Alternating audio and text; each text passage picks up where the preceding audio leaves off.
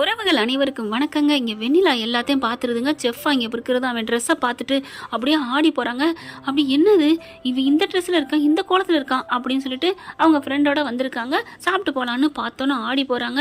அப்படியே செம்ம காண்டாகிறாங்க. கண்மணி வர்றா, கண்மணிம்மா ரெண்டு பேரும் பார்த்தா ஒருத்தவங்க பரிமாறுறாங்க. அவள் கொண்டாந்து சட்னி கொடுக்குறது என்ன, சாம்பார் கொடுக்குறது என்ன, அப்போ ரெண்டு பேரும் என் ஒன்றா கொலாவிக்கிறீங்களா அப்படின்னு சொல்லிட்டு தன்னோட மொபைல் எடுத்து அப்படியே காசு போடுற எவ்வளவு அப்படின்னு கேட்குற மாதிரி கேட்டு அப்படியே வீடியோ எடுக்குதுங்க.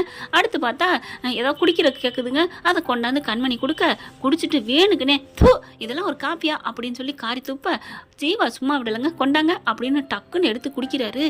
எவ்வளோ டேஸ்ட்டாக இருக்குது, என்னம்மா இப்பெல்லாம் பேசுகிற, உனக்குலாம் அறிவு இருக்கா அப்படின்னு சொல்லி திட்டி விட்றாரு.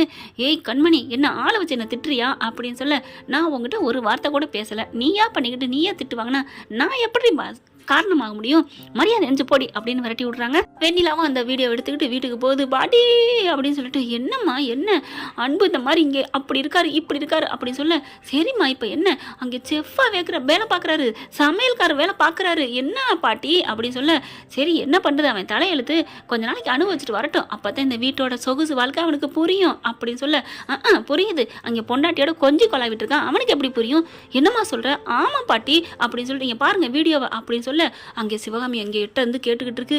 ஆஹா, அப்போ நம்ம மயனும் மருமகளும் ஒன்றா இருக்காங்களா, கடவுளே உனக்கு ரொம்ப நன்றிப்பா, பிரித்து வச்சு அவங்கள சேர்த்து வச்சுட்ட, அதுவும் நல்லதுதான், இந்த வீட்டில் இருந்தால் அவங்க ஒன்றுமே பண்ண முடியாது, தனியாக போனது வரைக்கும் சந்தோஷம் அப்படின்னு நினைக்க, அப்போ இவன் அவங்களோட ஒன்று சேர்ந்துட்டான். என்ன பாட்டி சொல்கிறீங்க, அவன் அந்த ஹோட்டலுக்கு ஒன் ஆஃப் த பார்ட்னரா, கண்மணியை பார்ட்னர் ஆக்கினேன், அவன் எந்த கேனக்கு இருக்கேன் அப்படி சொல்ல, அது ஏதோ ஃப்ரெண்டா அப்படி இப்படின்னு சொல்கிறாங்க.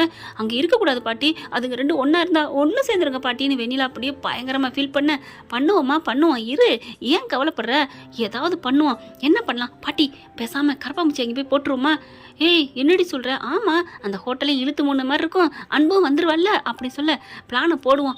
சிவகாமியை பார்க்குது, அடி பாவி, அப்போ நீ தான் எல்லாம் பண்ணியா அப்படின்னு அன்புக்கு கால் பண்ணுது. அன்பு நீ பார்த்துருந்துக்கப்பா, இந்த வெண்ணிலாவோ இல்லை சந்தேகப்படுற மாதிரி ஆள் வந்தால் சாப்பாட்டில் ஏதாவது போடுவாளுங்க, கேமரா வைப்பா அப்படிங்கிறாங்க. ஏம்மா என்னம்மா அப்படியே வெண்ணிலா சொன்னதெல்லாம் சொல்ல, ஓ இவ அதை அப்படி ஒரு பிளானை போடுறாளா, அப்போது நம்மளோட க்ளவுட் கிச்சனை இவ இப்படி தாம்மா போட்டிருக்கணும் அப்படின்னு சொல்ல, ஆமாப்பா எனக்கு அப்படி தான்ப்பா தோணுது அப்படிங்கிறாங்க. அப்படியே அன்பு செம்ம காண்டாகிறாரு. அடி பாவி, எவ்வளோ ஒரு கேவலமான மட்டமான எண்ணம் வச்சிருக்கா, பணம் இருந்தால் போதுமா, பாட்டிக்கு ஏன் இது புரிய மாட்டேங்குது, பணம் இருக்குது அவளை விரும்பு கல்யாணம் பண்ணுன்னு சொல்கிறாங்களே, பாரு கண்மணிக்கிட்ட பணம் காசு எதுவும் இல்லைனாலும் எவ்வளோ நல்ல குணம், எல்லாரையும் அனுசரிக்கணும், எப்படி பாசமாக இருக்கா, ஒன்று பாட்டி எதிர்த்து பேசிட்டா, அதுவும் அவங்க அம்மா பேசுனதுனால, நானும் கொஞ்சம் தப்பு பண்ணிட்டேன், கொஞ்சம் பொறுமையாக இருந்திருக்கலான்னு கொஞ்சம் உணர ஆரம்பிக்கிறாருங்க அன்பு. அதையே நினச்சி பொண்டாட்டிக்கு துரோகம் பண்ணிட்டோம்னு நினச்சி ஃபீல் ஆகி சாப்பிடவும் இல்லை, மாத்திரையும் போடலைங்க. அப்படியே நைட்டு வேலை முடிஞ்சு போயில ஒரு மாதிரியாக கேரிங்காக இருக்குது, ஒரு தலை சுற்றுதுங்க. வீடு வரைக்கும் போயிடுறாரு, ஆனால் வாசல்கிட்ட போயில கரெக்டாக தடுமாறி விழுக கண்மணி பார்த்துடுறாங்க, ஓடி போகிறாங்க. போயிட்டு என்னாச்சு அப்படிங்கல, மயக்க வருது கண்மணி, மூச்சு விட முடியல கண்மணி, ஏன் மாத்திரை போட்டிங்களா, ஏன் போடல அப்படின்னு கதவை திறந்துட்டு உள்ளார கொண்டே சோபாவில் போடையில அப்படியே ரெண்டு பேரும் நங்குன்னு விழுகிறாங்க. ஒருத்தர் அப்படி பார்த்துக்க, இவர் மயக்கத்தில் இருக்கிறதுனால ஒன்றும் ரொமான்ஸ் எல்லாம் போக முடியலைங்க. வேகமாக எங்கே இருக்குன்னு சொல்லிட்டு அவங்ககிட்ட மூக்கில் உறிஞ்சுவாங்களே, அதை வச்சு மாத்திரைலாம் எடுத்து கொடுத்து அப்படியே நெஞ்சில் தடவி கொடுக்குறாங்க, தண்ணியை கொடுக்குறாங்க. இப்போ ஓகே தானே அன்பு ஒன்றும் இல்லையே அப்படிங்கல கண்ணை மூடிட்டு கொஞ்சம் நேரம் கழிச்சு கண்ணை திறக்கிறாரு. கண்ணை திறந்தா அண்மணி ஒன்றும் செய்யக்கூடாது, ஒன்றும் ஆகக்கூடாது அப்படின்னு கடவுளை வேண்டிக்கிட்டு இருக்கிறத பார்க்குறாங்க. எவ்வளோ நல்லவளாக இருக்கா, எப்படி கேவலப்படுத்தி அவளை அனுப்புனேன், ஆனாலும் எனக்கு ஒன்று பார்க்குறாளே அப்படின்னு சொல்ல, அப்படி என்ன பண்ணுறாங்க, இல்லை நீ கிளம்பு அன்பு கிளம்பு, இல்லை எனக்கு ஒரு மாதிரியா இருக்குது, பரவாயில்ல அதெல்லாம் முடியாது, ஆட்டோ நிற்கிது, ஆட்டோவை ஏன் ஆஸ்பத்திரிக்கு போவோம் வாங்க அன்பு அப்படின்னு ஆஸ்பத்திரியில் அள்ளி தூக்கிட்டு போகிறாங்க. அவங்க அம்மா வெளியில் வர, என்னடி ஆச்சு மாப்பிள்ளைக்கு, என்னடி அவருக்கு முடியலம்மா, நான் வர்றேன் நீ இருமா அப்படின்னு ஆஸ்பத்திரிக்கு போகிறாங்க. என்ன அன்பு பார்த்து இருந்துக்க மாட்டியா, மாத்திரைலாம் கொடுக்குறீங்களா இல்லையா, அதெல்லாம் கொடுத்துக்கிட்டு தான் இருக்கோம் அப்படிங்கிறாங்க. என்னப்பா அன்பு என்னப்போ எவ்வளோதான் சொல்கிறது, மறுபடியும் சேர்றதுக்காண்டி ஏதாவது பண்ணுறியா, ஐயோ அப்படிலாம் இல்லை, எனக்கு மனசு சரியில்லை, என்னை கெடுக்கிறதுக்குன்னு ஒரு வெண்ணிலாங்கிறவ பயங்கரமாக பண்ணிகிட்டு இருக்கா, இப்போ கூட ஒரு இடத்துல சமையல் வேலையை பார்த்துட்ருக்கேன், அதை போய் என் பாட்டிக்கிட்ட போட்டு கொடுத்துட்ருக்கா, மறுபடியும் கரப்பாம்பூச்சி போட்டு அந்த எங்களோட இப்போ ஆதரவு கொடுத்துருக்காரு அந்த ஜீவாவோட ஹோட்டலே மூடணும்னு நினைக்கிறா, பாவம் இல்லையா, இதை நினச்சி நான் மாத்திரை போடலை டாக்டர் அப்படிங்கிறாங்க. சரி ஒன்றும் பிரச்சனை இல்லை, ஒழுங்காக கண்டினியூவாக போடுப்பா அன்பு, உன் உயிர் மேலே உனக்கு தான் அக்கறை இருக்கணும் அப்படின்னு சொல்லிட்டு, இந்த மாத்திரை நீ இப்போ ரொம்ப லோவில் இருக்க, 1 மணி நேரத்துக்கு ஒருக்கா இதை கொடுக்கணுப்பா விடிகிற வரைக்கும் அப்படிங்கிறாங்க. 1 மணி நேரத்துக்கு ஒருக்காவா, நான் தூங்கிட்டா 8 மணி நேரம் ஆகுமே எந்திரிக்க அப்படிங்கிறாங்க. ஏன் கண்மணி உன் பொண்டாட்டி இருக்கல, போடுமா போட்டு கொடுக்க மாட்டியா அப்படிங்கல, சரிங்க டாக்டர் அப்படின்னு சொல்லிட்டு வேறு வழி இல்லை, ஆட்டோவில் மறுபடியும் கூட்டிகிட்டு வராங்க. அவங்க ரூமில் கொண்டு போய் விடுறாங்க. அவங்க வீட்டில் கொண்டு போய் விட்டுட்டு ஒவ்வொரு மணி நேரத்துக்கு ஒருக்கா மாத்திரை கொடுத்துருங்க அப்படின்னு சொல்ல சாப்பிட்ருங்க அப்படிங்கிறாங்க. சரி கண்மணி அப்படின்னு சொல்லிட்டு படுத்துக்கோங்க அப்படிங்கிறாங்க. சாப்பாடெலாம் வாங்கி கொடுக்குறாங்க, சாப்பிட்றாங்க. கிளம்பையில் கண்மணி அப்படிங்கிறாரு. என்ன அன்பு அப்படிங்கிறாங்க. தேங்க்ஸ் கண்மணி அப்படிங்கிறாங்க. பரவாயில்ல, சாரி கண்மணி, பரவாயில்ல, மாத்திரை மட்டும் போட்டுருங்க அப்படின்னு சொல்லிட்டு கிளம்பி போகிறாங்க. கரெக்டாக 1 மணி நேரம் ஆகுது. அந்த பிள்ளைக்கு அங்கே தூக்கமே வரலங்க. இவர் ஊசி போட்டு மாத்திரை போட்டதுனால தூங்கிடுறாரு. ஃபோன் அடிக்கிறாங்க. அடித்து பாப்பமான பயம் இருக்குது. அவங்க அம்மா காவேரி வராங்க.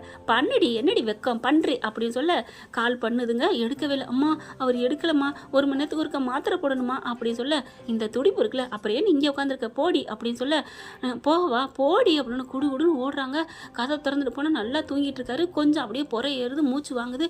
ஏங்க அப்படின்னு சொல்லி எழுப்பி மாத்திரை போடுங்க அப்படின்னு மாத்திரை வாயில் தண்ணியை ஊற்றி போடுறாங்க.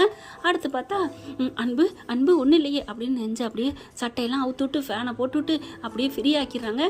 சட்டை இல்லாமல் அன்பு கண்மணி பார்த்தோன்னே கண்மணிக்கு ஒரு மாதிரியாக ஃபீல் வருதுங்க. அதுக்கப்புறம் தடவி கொடுக்குறாங்க, தைலம்லாம் எடுத்து பண்ணுறாங்க. சாரி கண்மணி, மறந்துட்டேன், தூங்கிட்டேன், உனக்கு தான் தெரியுமில்ல என்னை பற்றி அப்படின்னு அப்படியே ஒரு மாதிரியாக கேரிங் ஆகுறாரு. அப்புறமா தேங்க்ஸ் கண்மணி அப்படிங்கிறாங்க. பரவாயில்ல விடுங்க, சரி அப்படின்னு சொல்லிட்டு கண்மணி அப்படிங்கிறாரு. என்ன அப்படிங்கிற அவருக்கு தெரியுது, கண்மணிக்கும் தெரியுது, இருக்க சொல்ல முடியாமல் தவிக்கிறாரு. அதுக்கப்புறம் கதவுக்கிட்ட போயிடுறாங்க. போகிறாளே, நில்லுடி, அப்படி இங்கே இருக்கிறேன்னு சொல்ல மாட்டியா கண்மணி அப்படின்னு அப்படியே புலம்புறாரு மனசுக்குள்ளே. கதவை தாப்பா போடுறாங்க. அப்படியே அவருக்கு சக்குன்னு அப்படியே விக்கல் வந்தால் நிற்கும் பாருங்க, அந்த மாதிரி ஷாக் ஆகுறாரு. தாப்பா போட்டுட்டா அப்படிங்கல திரும்ப போகிறாளே, ஐயோ நம்ம நல்லா ஆகிட்ட மாதிரி இருந்தால் போயிடுவாளே அப்படின்னு ஐயோ அம்மா அப்படின்னு ஒரு பிட்டை போடுறாரு. உண்மையில் முடியலை தான், இருந்தாலும் பொண்டாட்டியோட காதலுக்காண்டி பிட்டை போடுறாரு. ஐயோ அம்மான்ட்டு பக்கத்தில் வந்து உட்காடுறாங்க. நீங்கள் படுத்துக்கோங்க, நான் உங்களுக்கு 1 மணி நேரத்துக்கு ஒருக்கா மாத்திரை கொடுக்குறேன், வீட்டுக்கு நான் போகலை, போதுமா? அப்பாடா, என் பொண்டாட்டி பக்கத்தில் இருந்த கோடி சுகம் பக்கத்தில் இருக்கே. ஐயோ சும்மாவா சொன்னாங்க, சம்சாரம் போனால் சகலமும் போயிடுச்சுன்னு. என் பொண்டாட்டி ஐயோ கண்மணி உன்னை கடிச்சு கட்டி பிடிக்கணும் போல இருக்கே அப்படின்னு சொல்லி மனசுக்கு நினைக்க, கட்டியெல்லாம் பிடிக்க முடியாது, படுங்க. அடிப்பாவி, எப்படி தெரியும் கண்மணி, நீங்கள் பார்க்குற பார்வை எனக்கு தெரியுமே அப்படின்னு அங்கே உட்காந்து சோபாவில் உட்காந்தவங்க தள்ளி போய் அடுத்த சோபாவில் உட்காராங்க. அன்பு சே, தள்ளி போயிட்டாலே, பக்கத்தில் உட்காந்தாலே அனப்பா அரவணப்பா கதகதன்னு இருந்துச்சே, போச்சே அப்படின்னு கீழே உன்னை வர வைக்கிறேன்டி அப்படின்ட்டு அம்மா அம்மா அப்படின்னு மூச்சு விட, என்னாச்சு அன்பு அன்பு என்னாச்சு அப்படின்னு மறுபடியும் உட்காந்துக்கிட்டு தடவி கொடுக்குறாங்க. அம்மா இப்போதான் நல்லா இருக்குது கண்மணி, எப்படியோ உட்காந்துக்க கண்மணி, எனக்கு ஒரு மாதிரியா இருக்குது கண்மணின்னு கண்மணியோட கையை இறுக்க பிடிச்சி தன்னோட கழுத்துக்களை வச்சுக்கிறாருங்க. ஐயோ அன்பு ஒன்றும் இல்லை அன்பு அப்படிங்கிறாங்க. என்ன பண்ணுறது, பாவமாக இருக்கே பார்க்கல அப்படின்னு நினச்சிட்டு அப்புறமா அவங்க அத்தைக்கு ஃபோன் பண்ணுவோமா அப்படின்னு ஃபோன் பண்ணுறாங்க. என்னம்மா ஆச்சு, என்னம்மா அப்படின்னு கேட்க, அத்தை நீங்கள் பயப்படாதீங்க, அவருக்கு இந்த மாதிரி எல்லாத்தையும் சொல்ல அப்படியே சந்தோஷப்படுறாங்க, சிரிக்கிறாங்க. என்னத்த அவருக்கு முடியலைன்னு சொல்கிறேன் சிரிக்கிறீங்க, பதட்டப்பட்டு வர வேணாமா, நான் ஏமா வரணும், அவனை உயிரை விட காப்பாற்றி பெருசாக நினைக்கிற அந்த உயிர் நீ இருக்க, இதுக்கு மேலே நான் ஏன் வரணும், இனிமே அவனோட உயிர் ஓங்க இல்லைம்மா. அத்தை அப்பெல்லாம் நீங்கள் பேசாதீங்க, நீங்கள் வாங்க, இந்நேரத்தில் எப்படிம்மா வர முடியும், நீ பார்த்துக்க, நீ இருக்கல, எனக்கு என்ன கவலை, நீ ஊருக்கே பார்ப்ப, என் பிள்ளைக்கு பார்க்காம போயிருவேன் என்ன மாதிரி நினச்சி பார்த்துக்கடா அப்படின்னு வச்சிடுறாங்க.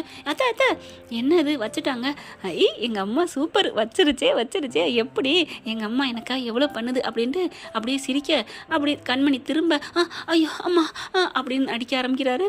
ஐயோ அப்படின்ட்டு சரி இங்கே உட்காந்துருப்போம் அப்படின்னு தட்டி கொடுத்துட்டே என்ன பண்ணுறாங்க, செல் எடுத்து பார்க்க ஆரம்பிக்கிறாங்க. ஒரு புக் எடுத்து படிப்போம்னா புக்கு இல்லையே, சரி மொபைலில் பார்ப்போம் அப்படின்னு பார்த்துட்டு இருக்காங்க. அப்புறம் 1 ஹவருக்கு ஒருக்கா மாத்திரையாக கொடுக்குறாங்க. அப்படியே விடியிற நேரம் அப்படியே அன்பு தோல்ல அப்படியே அந்த மார்பிளே சாஞ்சு அவங்களும் தூங்கிடுறாங்க.